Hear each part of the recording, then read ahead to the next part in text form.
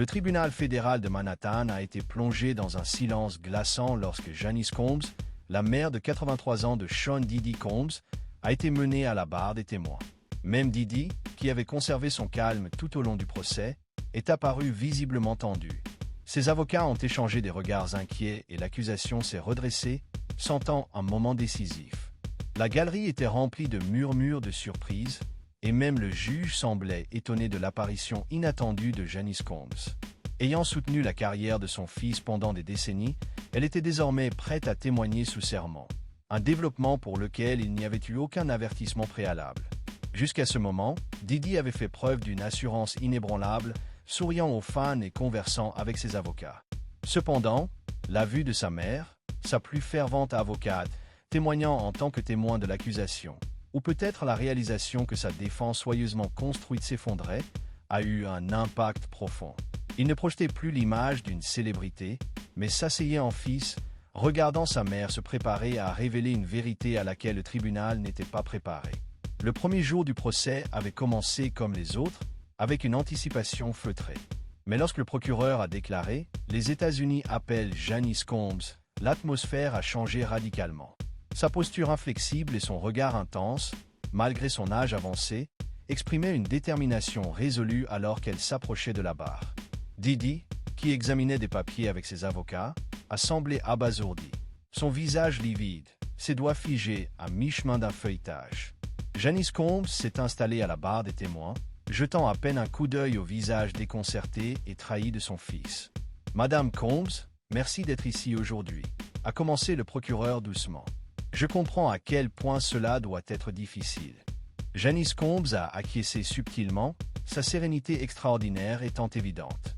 Le consentement du juge a marqué un tournant, car le témoignage de Janice Combs n'était pas de simples spéculations médiatiques ou des oui-dire d'associés. C'était sa propre histoire, le récit d'une mère élevant son fils, célébrant ses triomphes et le protégeant de ses détracteurs. Si vous êtes nouveau ici, nous vous demandons de cliquer sur le bouton j'aime et de vous abonner pour que nous puissions vous apporter toutes les dernières mises à jour sur des affaires très médiatisées comme celle-ci. D'ailleurs, dites-nous en commentaire, depuis quelle ville nous suivez-vous? Votre soutien est essentiel. L'avocat de Diddy a rapidement objecté, invoquant le privilège familial, mais l'accusation a fait valoir que les conversations entre une mère et son fils adulte n'étaient pas légalement privilégiées, en particulier en ce qui concernait les allégations de méfaits. Le tribunal a rejeté l'objection, et Madame Combs a été invitée à continuer. Un silence profond s'est abattu sur la salle d'audience. Les reporters ont cessé de taper, leurs crayons en équilibre au-dessus de leurs carnets. Même les dessinateurs judiciaires se sont arrêtés. Les proches de Diddy dans la galerie ont échangé des regards surpris et perplexes. Ajustant ses lunettes, Janice Combs a fixé son regard sur le procureur. « On m'a demandé de témoigner sur les conversations que j'ai eues avec mon fils au fil des ans et sur les comportements dont j'ai été témoin qui m'ont inquiété. Je suis ici parce que je crois que la vérité doit être dite, aussi douloureuse soit-elle. » Un faible murmure a rempli la salle d'audience. Diddy lui-même a tiré sur sa manche, faisant descendre son avocat principal qui s'était levé pour s'opposer une fois de plus, comme s'il se préparait mentalement à entendre ce qui allait suivre. Compte tenu de l'âge avancé du témoin et de la nature émotionnelle de son témoignage, le procureur a procédé avec une grande prudence. « Madame Combs, pourriez-vous s'il vous plaît parler au tribunal de votre relation avec votre fils ?» Janice Combs a pris une profonde inspiration, et les mots qui ont suivi ont irrévocablement altéré l'un des procès criminels les plus médiatisés de l'histoire récente. « J'ai élevé Sean en tant que mère célibataire après le meurtre de son père alors qu'il n'était qu'un enfant, a-t-elle commencé. J'ai eu plusieurs emplois pour subvenir à ses besoins, pour lui donner des opportunités que je n'avais jamais eues. Je voulais qu'il soit fort, qu'il réussisse, qu'il fasse quelque chose de sa vie. Et il l'a fait. Il a dépassé tous les rêves que j'avais pour lui. » Elle a parlé de la joie d'assister à son ascension fulgurante, de stagiaire à cadre musical, interprète, entrepreneur et millionnaire. Son expression s'est adoucie en se remémorant son esprit d'aventure et sa détermination de jeunesse. Sean a toujours été charismatique, toujours un leader, même enfant. Il pouvait convaincre n'importe qui de n'importe quoi. Il avait ce don, a-t-elle ajouté, un léger sourire effleurant ses lèvres alors qu'elle inclinait la tête vers les jurés. Mais quelque part en chemin, quelque chose a changé. Le succès est venu si vite, si complètement. Soudain, tout le monde lui disait oui. Tout le monde voulait quelque chose de lui. Tout le monde le traitait comme s'il était au-dessus des règles qui s'appliquent aux gens ordinaires, et j'ai commencé à le voir le croire. Le procureur l'a doucement guidé à travers ses souvenirs, se concentrant sur l'apogée de Didi au début des années 2000. Janice Combs a raconté les changements inquiétants dans le comportement de son fils, sa dominance croissante sur les autres, ses accès de colère explosifs lorsqu'il était contrarié et son mépris occasionnel pour l'espace personnel.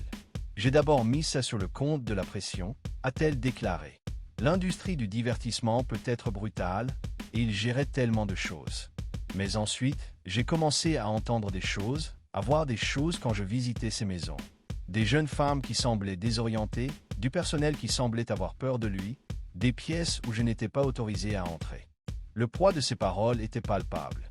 Que pensez-vous de la décision de Janice Combs de témoigner? Laissez vos réflexions dans les commentaires ci-dessous et n'oubliez pas de vous abonner pour ne rien manquer des développements de cette affaire. Elle a raconté une visite spécifique à sa maison de Miami en 2008. Je suis arrivé à l'improviste, a-t-elle déclaré, suscitant des rires nerveux dans le public. Les mères peuvent faire ça. Il y avait eu une fête la nuit précédente. Quand je suis entré, il y avait du personnel qui nettoyait. Mais il semblait différent, pas le nettoyage normal après la fête. Il ramassait des téléphones dans diverses pièces. Une jeune femme pleurait pendant qu'un agent de sécurité l'escortait. Elle n'avait pas contacté au préalable et Sean était enragé quand il l'a vue. Le procureur a ensuite présenté une photographie à Madame Combs. Reconnaissez-vous cet endroit? Elle l'a étudié et a acquiescé. Oui, c'est le pool house de la maison de Sean à Los Angeles.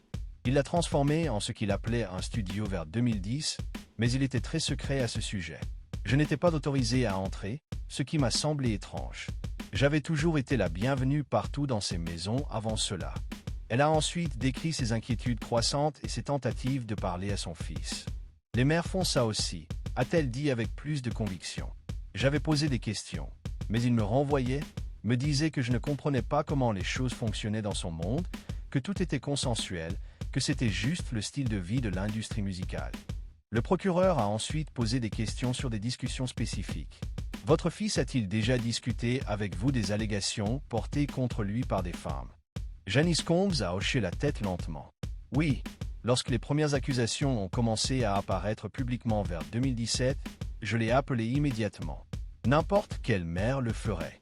Je lui ai demandé directement s'il y avait une quelconque vérité. Il m'a dit qu'il mentait, qu'il voulait de l'argent, que cela arrivait à tous les hommes qui réussissaient dans l'industrie. Elle a fait une pause, un signe clair d'épuisement sur son visage. Je l'ai cru. Je voulais le croire. C'était mon fils.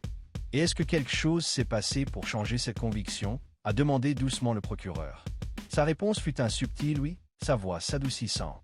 Fin 2023, après que Cassie a déposé sa plainte, je l'ai de nouveau confronté. Nous étions seuls dans son appartement à New York.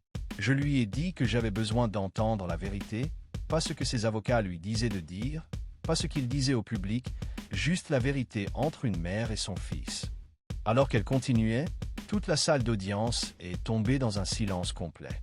Il était différent ce jour-là. Fatigué, peut-être. La façade s'est un peu fissurée. Il n'a pas tout admis, mais il a dit quelque chose que je n'oublierai jamais. « Maman, tu ne construis pas ce que j'ai construit en respectant les règles des autres. » Parfois, des gens sont blessés. C'est les affaires. Pour la toute première fois, sa voix a légèrement tremblé. Ce n'est pas comme ça que je l'ai élevé. Ce n'est pas les affaires. Ce n'est pas bien. Didi est resté complètement immobile pendant cette partie du témoignage, fixant la table. Ses avocats griffonnaient frénétiquement des notes, se penchant occasionnellement pour chuchoter. Didi, cependant, semblait hors de leur portée, comme absorbé par la vérité des paroles de sa mère. Janice Combs a continué à expliquer comment ses inquiétudes étaient devenues plus pressantes début 2024 avec l'émergence des images de vidéosurveillance montrant Didi frappant Cassie dans un couloir d'hôtel. Je l'ai appelé immédiatement après avoir vu cette vidéo. Dévasté ne commence même pas à le décrire. Je lui ai demandé comment il avait pu faire une telle chose. Il m'a dit que c'était une période difficile dans leur relation, que je ne voyais qu'un moment hors contexte, qu'il n'était plus cette personne. L'avez-vous cru? A demandé le procureur. Non, fut sa réponse directe. Plus maintenant, parce que j'avais moi-même aperçu cette rage au fil des ans, jamais dirigée contre moi, mais contre le personnel, les associés commerciaux. Le Sean de cette vidéo ne m'était pas étranger, et cette prise de conscience m'a brisé le cœur. Elle a ajouté que plus elle témoignait, plus elle réalisait que les accusations contre son fils étaient trop constantes pour être ignorées. Elle a raconté une visite à son bureau à domicile début 2024, où elle a trouvé des listes de noms de femmes avec des commentaires comme gérer et problèmes potentiels à côté d'eux, ce qui la mettait mal à l'aise. Quand je lui ai posé la question, il m'a pris le papier des mains et m'a dit que c'était des affaires, rien dont je devais m'inquiéter. Mais le regard dans ses yeux, je savais. En tant que mère, vous savez quand votre enfant cache quelque chose, même adulte. Présentant une nouvelle pièce à conviction, le procureur s'est avancé. Madame Combs, je vous montre ce qui a été marqué comme pièce à conviction du gouvernement 42. Reconnaissez-vous ce document? Son hochement de tête délibéré indiquait son examen de la page. Oui, ce sont des notes que j'ai commencé à prendre après cette conversation. J'ai commencé à noter les choses dont j'avais été témoin au fil des ans, les conversations que nous avions eues, les comportements qui m'inquiétaient. Je ne pouvais plus l'ignorer. Et pourquoi avez-vous commencé à prendre ces notes? Parce que j'avais peur de perdre ma perspective, que mon amour pour mon fils obscurcisse mon jugement. Tout écrire m'a aidé à voir le schéma plus clairement, et ce que j'ai vu m'a terrifié. Didi a levé les yeux vers sa mère pour la première fois depuis qu'elle avait pris la barre, et leurs yeux se sont croisés. Il y a eu un échange bref mais puissant entre la mère et le fils, une conversation non verbale qui semblait transmettre une blessure tacite, une trahison et peut-être même une compréhension. La détermination de Janice Combs était clairement visible lorsqu'elle a reporté son attention sur le procureur. « J'aime mon fils. Cela ne changera jamais. Mais je ne peux plus faire semblant. Je ne peux plus me taire. Trop de gens ont été blessés. » Le procureur a pris en compte l'état émotionnel du témoin avant de s'approcher. « Madame Combs, je voudrais vous interroger sur une conversation spécifique que vous avez eue avec votre fils en avril de cette année, après son arrestation mais avant le début de ce procès. Pouvez-vous parler au tribunal de cette conversation? » Comme si elle se préparait à la partie la plus difficile de son témoignage, Janice Combs s'est rajustée sur sa chaise. « Oui, j'ai rendu visite à Sean au centre de détention. Nous étions seuls dans une pièce privée. Ils ont pris des dispositions spéciales en raison de qui il est. Je lui ai dit que j'avais besoin d'entendre la vérité, toute la vérité, avant de pouvoir continuer à le soutenir publiquement. J'ai dit, Sean, je suis ta mère. Je t'aime inconditionnellement, mais j'ai besoin de savoir ce que je soutiens. » Alors qu'elle racontait sa réponse, toute la salle d'audience est tombée dans un silence complet. Il est resté silencieux pendant longtemps. Puis il a dit, la vérité est que j'ai créé un monde où je faisais les règles, où ce que je voulais se produisait, où les gens jouaient le jeu ou étaient mis de côté. Était-ce toujours juste? Non. Des gens ont-ils été blessés? Oui. Mais c'est comme ça que le pouvoir fonctionne, maman. C'est comme ça que ça a toujours fonctionné. Elle a attendu un moment pour rassembler ses pensées avant de continuer. Je lui ai posé des questions sur les allégations spécifiques, les faits, les enregistrements, les drogues, les menaces. J'avais besoin de l'entendre le nier si ce n'était pas vrai. Et l'a-t-il nié? A interrogé l'accusation. Non, fut sa réponse directe. Il a dit, c'est compliqué. Tout était consensuel au début. Personne n'a été forcé. Mais une fois que vous êtes dans ce monde, les lignes deviennent floues. Parfois, les gens changent d'avis plus tard, mais à ce moment-là, ils avaient déjà pris l'argent, les opportunités, ils en avaient déjà bénéficié. Même si elle continuait, les mains de Janice Combs tremblaient légèrement. Je lui ai dit qu'un consentement obtenu sous la pression, la peur des conséquences, l'intoxication, ce n'est pas un vrai consentement. À quoi elle a simplement répondu, ce n'est pas comme ça que ça marche dans mon monde. Au fil du temps, les avocats de Didi à la table de la défense semblaient de plus en plus inquiets. Didi a reporté son attention sur sa mère pendant que son avocat principal griffonnait un message et le lui poussait. Le procureur a exercé peu de pression. Votre fils a-t-il déjà explicitement admis la conduite criminelle dont il est accusé? Pas avec ces mots, a dit Janice Combs, mais il m'en a dit assez pour que je comprenne la vérité. Il a dit, le système que j'ai construit a fonctionné pendant des années. Tout le monde obtenait ce qu'il voulait. Ce n'est devenu un problème que lorsque les gens ont décidé de changer les règles. Elle a fixé son regard sur les jurés. J'ai élevé mon fils pour qu'il assume ses actes, pour qu'il soit responsable. Quand il m'a dit ça, j'ai su qu'il s'était égaré. Il ne voyait plus les gens comme des personnes, juste comme des pièces d'un jeu qu'il croyait contrôler. À la suite de cette rencontre, Janice Combs a écrit une lettre à son fils, que le procureur a présentée comme pièce à conviction supplémentaire. Elle y exprimait son amour inconditionnel, mais aussi sa grande déception et son refus de justifier ses actions, qu'elle considérait désormais comme nuisibles et répréhensibles. « Avez-vous reçu une réponse à cette lettre » a demandé le procureur. « Oui » fut sa réponse. Sean m'a appelé. Il était en colère au début, puis presque suppliant.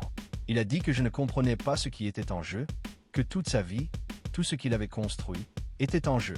Je lui ai dit que c'était précisément la raison pour laquelle je devais dire la vérité. Parce que des vies étaient en jeu, pas seulement la sienne. Ensuite, le procureur a voulu savoir pourquoi elle avait décidé de témoigner. « Madame Combs, qu'est-ce qui vous a amené ici aujourd'hui? Pourquoi avez-vous accepté de témoigner dans cette affaire ?» Un soupir prolongé fut tiré par Janice Combs. « Parce que la vérité compte. Parce que la responsabilité compte. Parce que j'ai élevé mon fils pour qu'il soit meilleur que ça. Et parce que je crois que l'amour véritable, l'amour d'une mère, signifie vouloir que son enfant affronte les conséquences de ses actes afin qu'il puisse s'améliorer et non le protéger de ses conséquences et le regarder empirer. » Son regard est revenu sur son enfant, cette fois avec plus d'intensité. « Je suis ici parce que j'aime mon fils assez pour dire la vérité sur lui, même quand cette vérité est douloureuse. Je suis ici parce que les femmes qui ont été blessées méritent que quelqu'un se lève et reconnaisse leur douleur. Et je suis ici parce que Sean doit comprendre qu'aucune somme d'argent, de célébrité ou de pouvoir ne vous place au-dessus de la décence humaine fondamentale. » Quelque chose ou quelqu'un à l'intérieur de Didi a craqué lorsqu'elle a prononcé ces mots. Il a baissé les épaules. Il a enfin laissé tomber son assurance soigneusement gardée. Depuis le début du procès, c'était comme s'il était un enfant confronté au mécontentement de sa mère, le seul verdict qu'il n'avait jamais été prêt à affronter, plutôt qu'un puissant magnate de la musique.